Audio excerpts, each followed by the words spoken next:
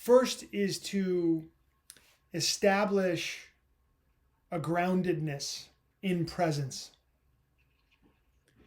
Establish a groundedness in presence. So that's really feeling the seat bones on the ground beneath you. That's really feeling that your spine is extended and erect. That's feeling that the heart is lifted. And that's this experience of the breath there at first. This experience of the breath, right? And in that grounded presence, this spaciousness takes place. The spaciousness is, I'm watching thoughts. I'm watching my breath. I'm watching sensations in the body. I'm watching emotions come and go. The mind labels something good, bad, right, wrong, comfortable, uncomfortable, painful, pleasing. The mind analyzes. So part of the meditation is to release that tendency for analysis and judgment. It comes with practice. It comes over time. It's a muscle that you work. So you just have to simply show up in awareness. And very naturally, this quiet will arise within you the more that you practice. On days, you'll have glimpses of it. You'll be there and you'll recognize, oh my God, I'm free. And it'll be gone the minute you have that thought.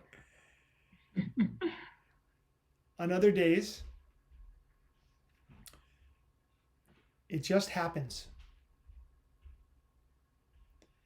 And then after 15 or 20 minutes or 30 minutes or however many minutes you're sitting, obviously you can sit longer than the sadhana if you desire. But however long you're sitting, you recognize that felt very good. There was like a break from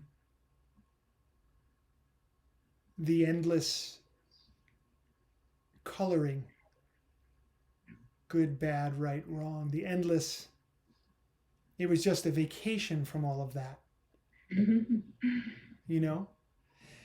And what's happening is you're developing a very deep and intimate connection with yourself and with the consciousness, you could say the divinity that runs within you and through everything else.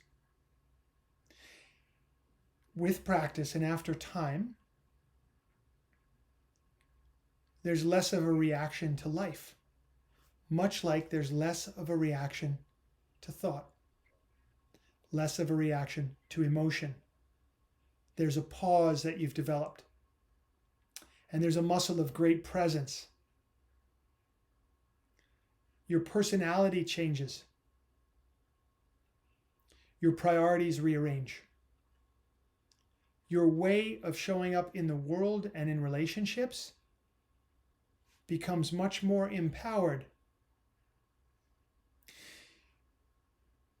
You really do start to appreciate and love yourself in that beautiful, holistic way.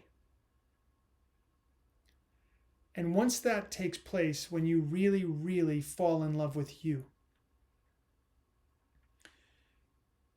you can engage in the world without needing anything. You can engage in the world and be truly, truly, truly free. So I'll read you a great quote. from Lao Tzu. Lao Tzu,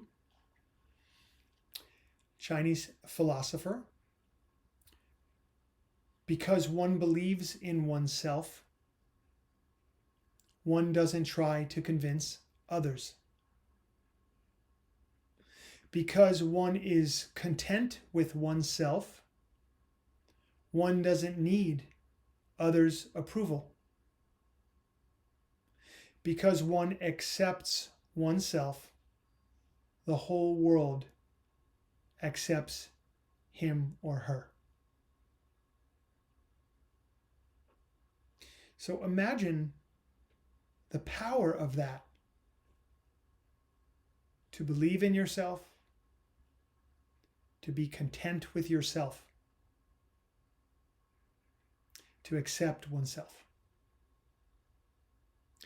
And then you can be truly free to express, to create, and to serve.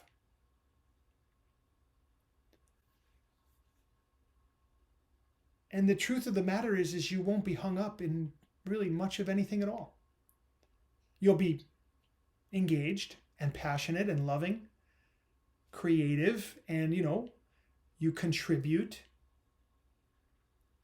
Definitely you feel joy and you still feel sadness, of course, because that's part of being human. But you understand that. And there's no longer this massive attempt to have someone else's approval, to, convince other people that you're okay. Or, to be in that feeling that you're accepted in this world. You've earned your place. And that's where we're working toward. And we see it as the opposite of addiction. The opposite of addiction. For addiction is a place where we do not believe in ourselves. We convince others. We're not content with ourselves. We have to seek the approval of others. We're not content and don't feel like we belong in this world. And so here, with Recovery 2.0, the path of yoga, what I consider to be true profound recovery, meditation, we have an opportunity to really heal this core soul, heart, being.